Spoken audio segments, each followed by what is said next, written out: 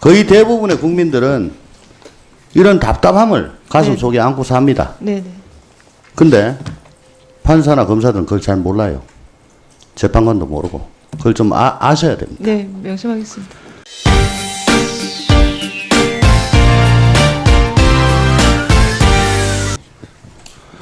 예, 후보자님. 네. 색다른 경험 해보시니까 어때요? 매일 법대위에서 재판장만 하다가 네. 신문만 하다가 네네. 지금 이렇게 후보자로서 반대 입장에 처하시니까 많이 답답하신 것도 있죠. 네, 그렇습니다. 뭐 나름으로는 네. 정말 진심을 다해서 설명을 드렸고 이 정도면은 해명이 됐다고 생각하는데 전혀 한 발자국도 앞으로 나가지 않고 계속 그 상태에서 그걸 전제로 계속 물어오니까 참 답답하시죠? 예? 네. 제가 이 말씀 드린 거는 네네. 만약에 재판관이 되시면은 네.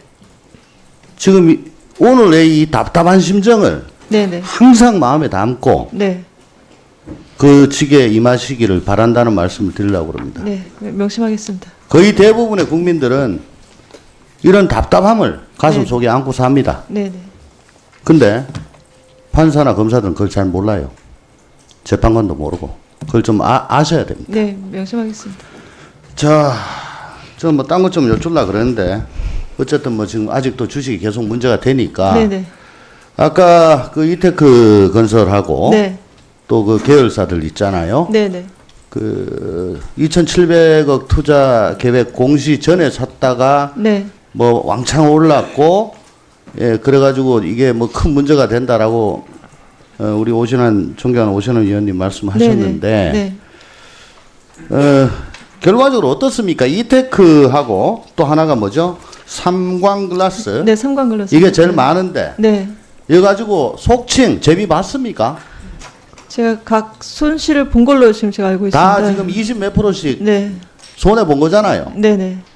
그러니까 그 안에 내부자 혹은 내부 정보가 있다면은 이게 지금 거의 뭐 십수억씩 들어간 뭐 말하자면은 거의 저 제일 많은 돈이 들어간 거예요. 네. 신경도 제일 많이 쓰였을 거고. 네네. 근데도 20 몇 프로씩 지금 손해를 봤다고. 네. 그래서 그거 자체로 네. 이거는 아마 그 주식에 대해서 네. 뭐 고수가 아닌 남편이 자기 판단을 너무 믿고 하다가 이렇게 된 거 아닌가 하는 생각이 듭니다. 그리고 후보자 남편 네. 그 근로소득 그걸 쭉 보니까 네. 1년에 대개 한 5억 정도 버는 것 같아요. 광장에서. 근데 지금 한 9년 됐잖아요. 네, 9년 됐습니다. 그러면 남편이 벌어온 것만 해도 5, 9, 45억이에요. 어림잡아서 세전으로. 네네. 근데 지금 재산이 자녀까지 다 합쳐가지고 얼추 보니까 43억 5천입니다. 네. 이게 무슨 얘기냐? 주식이 아주 손해봤다는 얘기예요. 남편 번 것만 해도 지금 재산보다 훨씬 많아. 그죠? 그리고 후보자도 부장판사를 하면서 네. 일반 국민의 눈으로 보기에는 상당히 많은 돈을 버는 분입니다. 네, 그렇습니다. 예. 그럼에도 불구하고 남편 혼자 버는 돈보다 적은 지금 현재 재산을 갖고 있습니다. 만약에 네. 후보자가 외벌이라면은 네네. 이런 투자를 못했을 겁니다. 근데, 그렇죠? 네, 맞습니다. 맞벌이기 때문에 투자가 네네. 가능한 거예요. 네네. 그것도 더군다나 부부 판사에서 또 남편이 로펌해 가지고 네. 1년에 한 5억 정도를 벌어오고 네네. 후보자는 거의 1억 가깝게 벌고 1억 이상 벌 수도 있고 일반 국민의 시각으로 봐서는 좀 안 맞죠? 너무 많이 버는 거죠. 네, 저 인정합니다. 근데 그렇게 번 돈으로 네.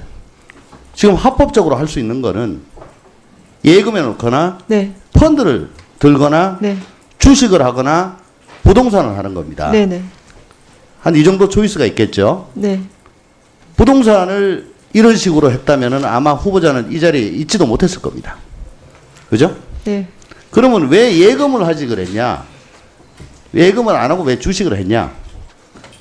저는 그거는 이 주식으로 인해 가지고 담당하고 있는 재판이나 네. 변론에 어떤 영향을 미쳤다거나 또 혹은 내부 정보를 이용했다거나 재판에 영향을 줬다거나 세금에 무슨 문제가 있다거나 네. 그게 아니면 어쨌든 그건 투자한 사람의 책임으로 가면 되는 거예요.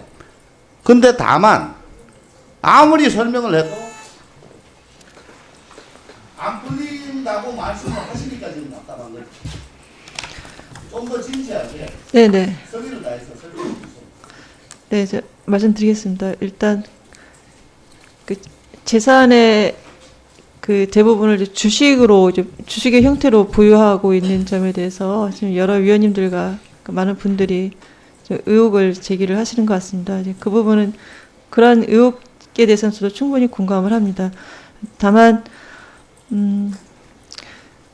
그 위원님께서 말씀하신 것처럼 이제 그 배우자가 이제 변호사로 개업을 하면서 이제 수익이 이제 상당히 이제 증가를 하게 됩니다. 이제 그러면서 재산 관리를 하게 되는데, 일단 그 재산 관리를 할 수 있는 방법이 여러 가지가 있겠지만, 일단 부동산 같은 경우에는 일단 투자 대상이 아니라고 이렇게 생각을 해왔고, 그다음에 채권 같은 경우에도 이제 금리가 좀 낮아서 수익성이 그다지 좋지 않다 이렇게 판단을 했던 것 같습니다. 그래서 그렇다면은 그 합법적이고 가장 바람직한 방법이 무엇이냐 이렇게 생각을 하다가 이제 주식 거래를 했던 것 같습니다.